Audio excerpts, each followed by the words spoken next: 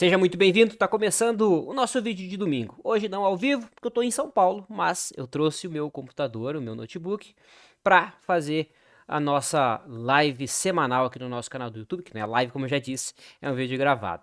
Se você gosta desse tipo de conteúdo, não deixa de dar like e de se inscrever no canal. Todas as semanas, os domingos, eu atualizo o contexto de mercado, a gente fala do Ibovespa, do dólar, do juro, das criptomoedas.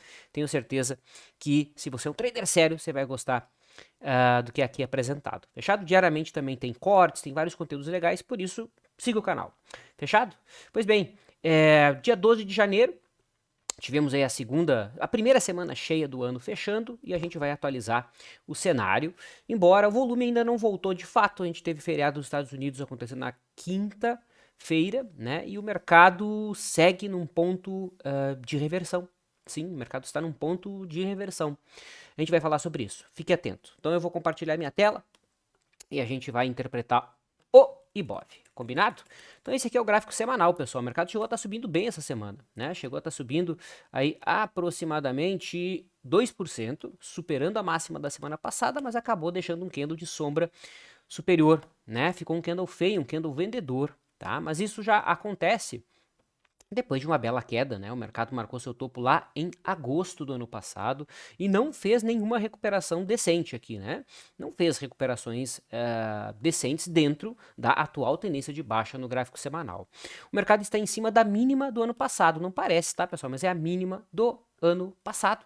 Tá? É um suporte muito importante, a máxima de anos anteriores, mínimas de anos anteriores. Se o mercado perder esse ponto, aí não duvido o mercado vir buscar a mínima de 2023, tá? Que tá lá em 97, mas isso tá longe ainda, né? Tem outros suportes intermediários aqui no meio do caminho. Não tem muito o que falar aqui de Bovespa no gráfico semanal, além disso aqui, ó. Esse aqui, pessoal, quem é meu aluno, né, já participou de treinamentos onde eu apresento o IFR de 5 períodos no gráfico semanal. Eu vou até tirar minha câmera para vocês enxergarem melhor, tá? Então aqui na parte de baixo eu tenho o IFR, né, o índice de força relativa, de 5 semanas. O IFR semana passada chegou abaixo de 10, tá? Ele foi em 9 e agora ele virou para cima. Você tá vendo aqui que ele deu uma embicada para cima? Pois é. Raramente o IFR de 5 semanas vai para baixo de 10, pessoal. Raramente, muito raramente. Se a gente pegar aqui os últimos 10 anos, ó, 2013, fundo, 2014, fundo, 2000 e quanto aqui? 15, fundo, 2016, fundo, 2018, aqui no mês de 2018, fundo, 2020 o FR foi para baixo de 5 semanas, foi para baixo de 10, né? Aqui em 2023, mesma coisa, né? E agora, no comecinho de 2025, o mercado trouxe aí o FR de 5 semanas, um FR de prazo mais curto, né, para baixo de 10, tá? O que que isso sinaliza, pessoal? Que se o mercado superar a máxima dessa semana que fez o IFR para cima, teremos um ponto de compra. Então, depois de toda essa movimentação de queda, finalmente, no gráfico semanal apareceu um ponto de compra, que é a máxima da semana anterior, tá? O ponto exato, tecnicamente falando, é 121.713. Acima disso, o mercado, então, aciona esse sinal do IFR de 14, perdão, do IFR de 5 semanas e com os preços em cima de uma forte zona de suporte. Reitero, o mercado ainda não repicou de maneira decente aqui no semanal, desde que ele marcou o topo lá em agosto do ano passado, certo? Eu vou compartilhar aqui coisas interessantes, né, que eu não tinha trazido para vocês ainda. Então aqui, ou tinha, não lembro, né? Então aqui nada mais é do que o ciclo, na realidade não é o ciclo, né? É a sazonalidade de janeiro, como é que janeiro costuma se comportar. Então veja que nos últimos 10 anos, janeiro ficou relativamente de lado, tá? Até o sexto, sétimo pregão, né? Se a gente considera os últimos, desde 94, o mercado chegou a subir no começo do ano, deu uma voltada, e aqui no sétimo pregão, né? Entre sexto e sétimo pregão, como eu falei, foi onde o mercado marcou os seus fundos, tá? E esse patamar aqui, pessoal, equivale ao pregão do dia 9 e dia 10 de janeiro, ou seja, foi quinta e sexta-feira, tá? Ou seja, estamos numa janela altista, historicamente falando, até o dia 17, que seria até a semana que vem, tá? Então esse aqui é o janeiro típico. Outra coisa que eu já tinha apresentado para vocês é esse ciclo aqui, que eu apresento no meu livro, né, que a gente chama de a gota, onde a gente pega um ponto central, né, o eixo central, e a gente vai comparando com topos anteriores no tempo, tá, que não tem nada a ver com o preço. Então, para trás, aqui foi topo, para frente, foi um topo também. Aqui, ó, fundo, para frente, fundo.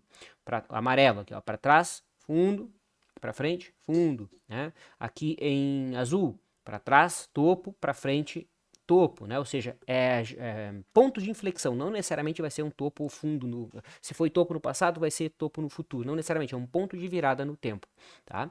E aqui em vermelho é o próximo ponto de inflexão, que seria o topo de agosto comparando com o fundo de abril. Se a gente joga esse período no tempo para frente, dá agora em dia 13 de janeiro, que é segunda-feira. Tá? Então monitorem segunda-feira. Tem sinal técnico? No diário não tem, né? A gente está vendo aqui uma forte tendência de baixa, não há sinal, fato, né? No semanal tem, que seria justamente o quê? Justamente o stop de quem está vendido, né? Que seria a superação da máxima da semana, dessa semana que acabou de passar. Combinado? Então, é isso que eu queria trazer para vocês aqui em relação aos ciclos do Ibov. No gráfico diário, como eu já comentei, o cenário segue de baixa, não tem nenhum sinal de reversão, o mercado está em cima de uma importantíssima zona de suporte, tá? E fiquem atentos para o seguinte, a gente não pode esquecer que o mercado rompeu em falso o topo de 2023, no começo do ano passado, né? Ó, foi aqui, perdão, não foi começo, foi em agosto, né? Ele rompeu em falso a máxima de 23, né? Não me espanta o mercado romper em falso esse fundo, tá? E mesmo que não rompa em falso, o próximo suporte está 4% abaixo, isso não é nada, né? 4 mil pontos para o Ibovespa, certo? Então é basicamente isso, fiquem atentos, tenham mente aberta, não se deixem levar pelas narrativas, tá bom? O mercado der sinal, não deixem passar se você é um trader, né? Muito bem, e aqui a gente tem a Small 11, né, que é na realidade um ETF, né, mas enfim, que representa o índice small das small caps. E a gente tem um movimento lateral aqui em formato retangular, e o mercado está no suporte desse retângulo, né, desse suposto retângulo, né. Esperado aqui é uma recuperação da mesma maneira. Se a gente considera que o FR de 5 semanas, veja que aqui o FR não chegou para baixo de 10, não foi? Foi também, ó. Semana retrasada ainda já tinha ido para baixo de 10. Eu não cheguei a fazer o teste do IFR de 5 semanas aqui na Small, mas provavelmente deve também ter apresentado bons sinais aqui, embora a Small é muito mais volátil, né? Faz movimentos muito mais amplos, tanto para cima quanto para baixo, tá? O IFR aqui também virou para cima. O trigger, né, o gatilho, fica acima da semana que passou. Fiquem de olho nesses pontos. Combinado? E antes da gente prosseguir para o dólar, deixa eu já dar um spoiler para vocês. Olha que legal isso aqui, pessoal. Olha que legal. Olha que bacana. Olha quem nasceu, quem está nascendo na realidade, né? Isso aqui é uma plataforma que ainda está em caráter de teste, né, para a gente poder apresentar os ciclos aí que eu monitoro, não só no Ibovespa, né, em vários mercados, diferentes ciclos, tá? Enfim, vai ser muito legal, muito bacana, ainda está em testes, tem, óbvio, uns bugzinhos aqui para se resolver, mas a gente já consegue observar aqui o comportamento típico do Ibovespa em anos pré-eleitorais. 2025 é um ano pré-eleitoral. Como é que o mercado se comportou em anos pré-eleitorais? Desta forma, usualmente, tá? Então o mercado tende a ter esse comportamento aqui. Isso aqui equivale a uma alta aproximadamente até o meio de fevereiro e um fundo relevante aqui em março, tá? Usualmente anos pré-eleitorais costumam ser de alta, como aqui a gente pode observar, tá bom? Mas enfim, vamos acompanhando, vamos monitorando, vou trazendo aí as novidades para vocês, como que isso aqui vai se dar para o acesso dos alunos e da comunidade. Falei em comunidade, eu já quero convidar todos a conhecer e a assinar o CTC, tá? O caminho do trader consistente. A gente estou em São Paulo estou em São Paulo justamente para isso, né? Para me reunir com a equipe, para a gente definir as novidades do CTC. O que eu posso antecipar? Que a gente vai atualizar o CTC, tá? E atualizar o CTC significa atualizar o formato que ele é apresentado, tá? E atualizar valor. Ou seja, se você quiser garantir esse valor aqui de R$ 59,90 por mês, assine já, tá? Você acessa hoje 255 aulas, inclusive a aula 255, olha quem é que tá aqui, ó, o que esperar de 2025. Opa, que é o meu report anual aí do comportamento do mercado, que foi exclusivo para minha comunidade, combinado? O link do CTC está aqui na descrição do vídeo. Assine o CTC, não só as 255 aulas você acessa toda a comunidade, né? Um direcionamento para quais aulas aqui você deve assistir de acordo com seus objetivos. A gente vai melhorar o CTC, vai tornar ele ainda mais completo e a gente vai mudar de preço. Como tudo, né? Obviamente, tudo subiu, Não à toa os nossos treinamentos também terão valores atualizados, mas para você garantir o preço atual, que é R$ 59,90, faça a sua assinatura desde já. Link na descrição. Dúvidas, chame a nossa equipe. Voltando para cá, para a leitura do mercado, eu trago agora o movimento do dólar. Então lembra, a gente vai analisar o dólar de longo prazo, Ctrl K. A gente tem que tirar a taxa de juros, né? Então aqui a gente tem o dólar, gráfico semanal, aqui, gráfico semanal. O dólar chegou a cair bem essa semana, né? Chegou a cair aproximadamente aí 3%, tá? Mas recuperou. O dólar ainda está dentro de uma tendência de alta. Como é que eu vejo a tendência de alta? Se você tem dificuldade de ver os zigue-zagues ascendentes, né? Coloca a média, as médias, tá? Então aqui ó, a média móvel de 20 semanas apontando para cima, 50 semanas apontando para cima. Quando as duas médias estão apontando para cima, eu tenho uma tendência forte de alta, tá bom? Então é basicamente isso. O dólar, entretanto, dentro dessa tendência de alta, parou de subir, né? Ele marcou um topo. O que é um topo, tecnicamente falando? É quando eu tenho uma máxima, né? Uma máxima, que é a máxima atual, abaixo da anterior e uma mínima abaixo da anterior. Então nós temos um topo dentro da tendência de alta, tá? Esse é o gráfico semanal do dólar, tá? Fiquem de olho. Para quem gosta de ondas de Elliott, tá? Para quem gosta de ondas de Elliott, cadê o negócio aqui para a gente fazer a contagem das ondas de Elliott? O dólar parece estar aqui no que seria a quinta onda de impulso, né? Ó, tá? E para quem estudou um pouquinho de ondas de Elliott, depois de 5 ondas de impulso, a gente tende a ter uma correção. E essa correção tende a vir até o fundo da 4, tá? Já pensou o dólar em 5,40? Pois é. É o que o mercado costuma fazer depois de fazer 5 movimentos de impulso, corrigir até o fundo da onda 4, que está lá em 5,40. Isso é normal, usual, cíclico, né? Acontece em todas as famílias, tá certo? Mas ainda não dá pra gente cravar, né? Achar o topo das 5 aqui é sempre muito, muito difícil, né? Mas enfim, a gente pelo menos se situa onde que a gente tá, né? A gente não tá no começo da 3. A gente tá a princípio aqui no final de uma onda 5, tá? Esse aqui é o gráfico semanal do dólar. Vamos dar uma olhada agora no gráfico diário do dólar. Então agora cada barra equivale a uma semana. Aqui no gráfico diário nós, colocando as médias, percebemos que o dólar já perdeu um pouco da sua força, né? Um pouco do seu ímpeto. Não à toa, veja só, a média de 20 agora virou pro lado, né? Ela não está mais ascendente, mas ainda assim o contexto é altista, né? A média mais longa aponta para cima, perdeu um pouco de força, o preço foi para baixo da média, mas a tendência mais forte ainda segue sendo de alta, né? Perfeito? Em termos de suporte, a gente tem o fundo anterior, que está aqui nos 6,5. Se o dólar perder esse ponto, o próximo suporte está lá em 5,88, tá? E a resistência, que é o teto atual, na região dos 6,30, 6,25. Tá? Então aqui já temos uma resistência consolidada, né? O mercado foi lá e testou 2 vezes. Fechado? Eu não comentei, né? Mas o suportaço do Ibovespa é a mínima do ano passado, né, pessoal? A mínima do ano passado está exatamente em 119 mil pontos, tá? Mas ainda assim, mesmo que o Ibovespa rompa aqui, a probabilidade de ser um falso rompimento é alta, porque o último rompimento para cima foi falso, tá? Maravilha, vamos lá. Agora o juro.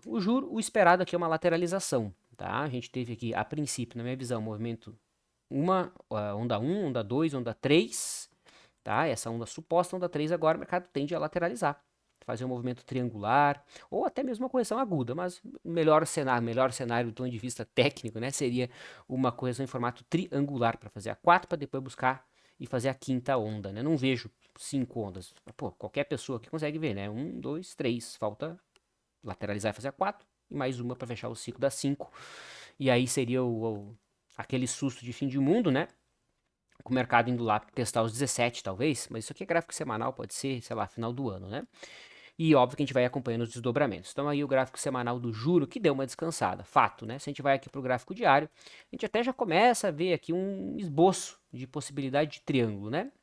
Ó, tá cedo ainda para a gente fazer isso aqui, mas aqui no diário já daria para a gente conectar esses últimos dois topinhos aqui, né?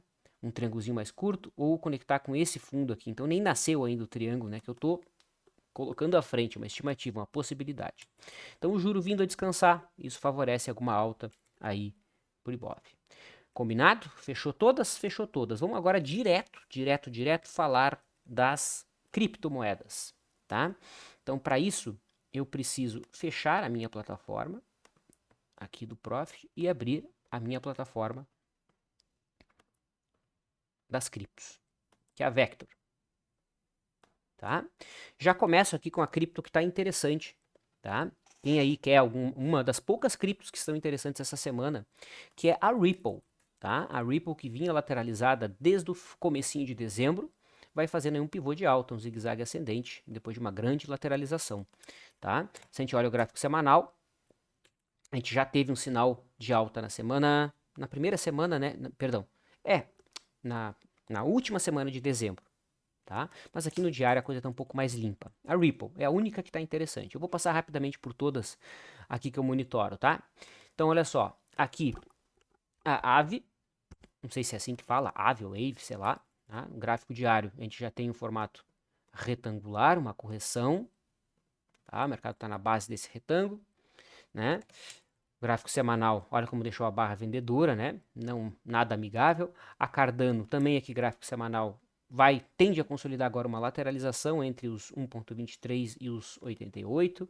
A Binance Coin, né, que testou lá o topo histórico, mas não rompeu. Se a gente vem aqui para o gráfico diário, chegou a romper no diário, fez um falso rompimento, né? Então segue aí em bolada. A Doge, lateralizada, né? Vejo o mercado vindo testar o topo anterior aqui na região do 0,23. A Ethereum tem uma mega lateralização também, né? Se a gente vai aqui para o gráfico diário, fica mais fácil de ver, né? Ó, é uma grande lateralização, né? Resistência lá em 4.100, suporte lá em 2.100, né? Então um range aí de $2.000, né? E um ombro, cabeça, ombro, meio com escoliose aqui, né? Ombro, cabeça, ombro. Se perder a linha de pescoço aqui, aciona o ombro, cabeça, ombro, tá? Então não é um cenário amigável a Ethereum que não está em tendência de alta aqui, tá? A tendência foi quebrada. Quem mais que a gente vai avaliar? O Bitcoin, passei pelo Bitcoin, né? O Bitcoin é incrível, né? Respeitou perfeitamente aquela zona de objetivo que eu tinha setado. Ou não é? Olha lá. Era a linha de referência, tá? Que conectava as máximas lá de 21. E aí restou essa região aqui em amarelo, né? Que era um objetivo em $90.000, um alvo de um pivô de alta. Eu até tirei porque senão o gráfico tá muito poluído aqui, né?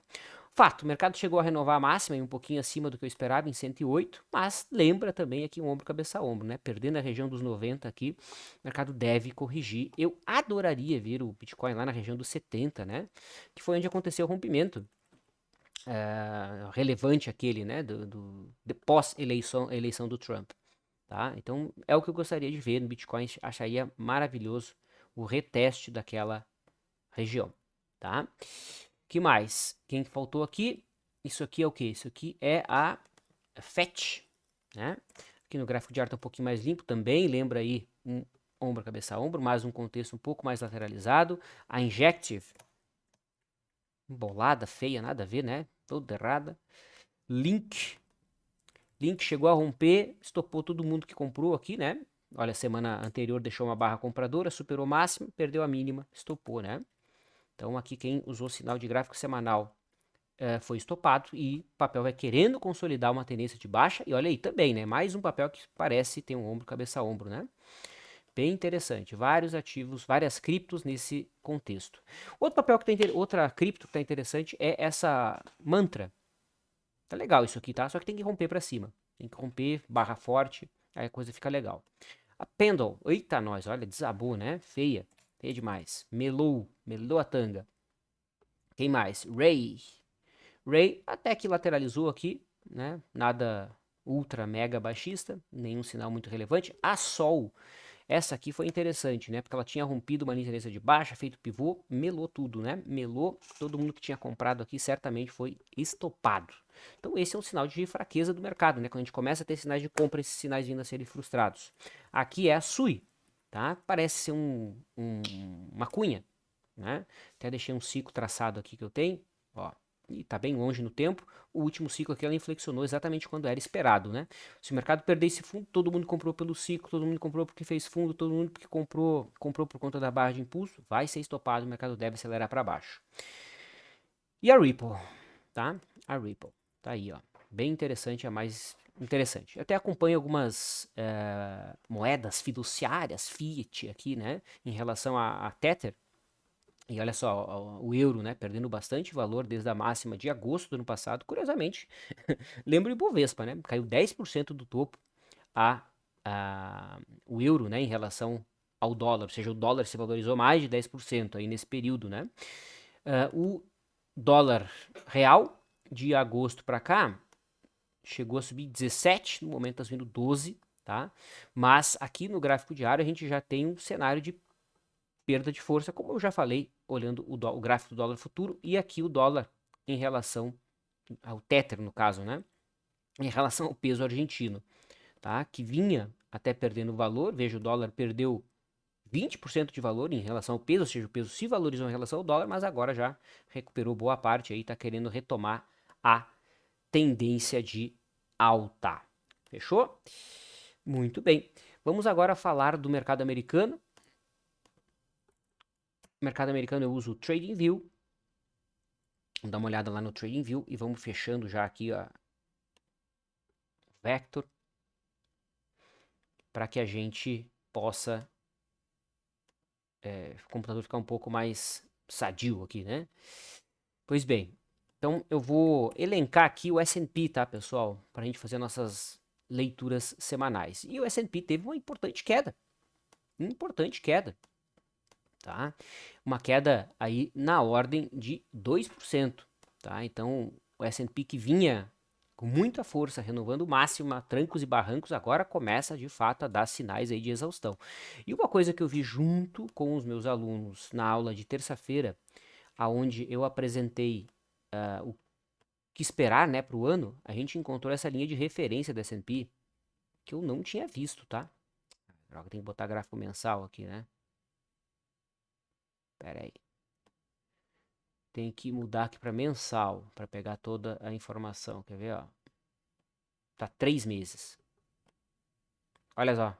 Cara, que loucura isso aqui, cara. Olha isso, eu não tinha visto isso aqui. Eu tô sem o mouse, por isso que tá demorando aqui. Eu tô no mousepad. Ó, você pega a máxima lá do final da crise de 29, né? E eu bem na frente. A máxima de 2020 dá exatamente ali naquele ponto. Cara, eu não tinha visto isso. É uma linha de referência que o mercado segurou. Mais uma vez. Chocante, não? Pois é. Socantes. Muito socantes. Então aqui o S&P, a gente está observando ele através aí do SPX, que é o índice, né? E a sinalização, a expectativa aqui é de correção até os 5.600 pontos. A tendência ainda é de alta, tá? Não houve sinal de reversão, mas que o mercado vem demonstrando perda de força, isso sim. O que mais que eu quero compartilhar com vocês? Um ativo que chamou muita atenção, que vocês têm que ficar de olho aí para esse ano, é nada mais, nada menos do que o petróleo, tá? Vou achar aqui o petróleo. O petróleo, tá? Essa semana demonstrou força, tá? O petróleo que vinha com um cenário podendo perder suporte, mas no final dos 49 do segundo tempo aqui, acabou conseguindo se segurar, tá? Conseguindo se segurar nesse patamar, que é a região de 65 dólares, esse é o ponto que tem que ser acompanhado. Esse é o gráfico semanal do petróleo. Tá? Vamos ficar de olho, porque o petróleo vindo a subir, isso vai ter reverberações de inflação, um monte de coisa aí para tudo que é lado. E olha aí, no gráfico mensal, a gente já teve a marcação de fundo aqui, né? Tá? Uma marcação de fundo aqui no semanal no mensal, perdão, do petróleo, né? E olha que coisa interessante, não tinha observado isso, né? E se isso aqui for tudo uma 1, 2, 3, 4, 5, for tudo uma onda 1, essa bagunça toda aqui lateral, que normalmente é assim, né? For uma onda 2, e agora vem uma 3. Meu Deus do céu, se for isso aqui, rapaz, a petróleo dando porrada absurda. Né? Não estou dizendo que vai lá a 300 mil, a 300 dólares. Estou dizendo que se for uma onda 3, tende a ser a onda mais potente. Tá? Então o mercado não perdendo aqui, dando sinal de força. Isso aqui tem cara de ser uma onda 3, hein? Porrada. Acabei de ver isso aqui. Acho que é interessante e vale a pena ser monitorado. Para vocês poderem operar commodities, operar os mercados internacionais, eu vou deixar o link aqui de uma corretora parceira, né, que usa a plataforma da X-Station, acho que faz sentido vocês conhecerem aqui embaixo na descrição do vídeo, combinado? Assim a gente encerra o vídeo semanal e eu vejo vocês aí sim, ao vivo, no próximo domingo. Forte abraço.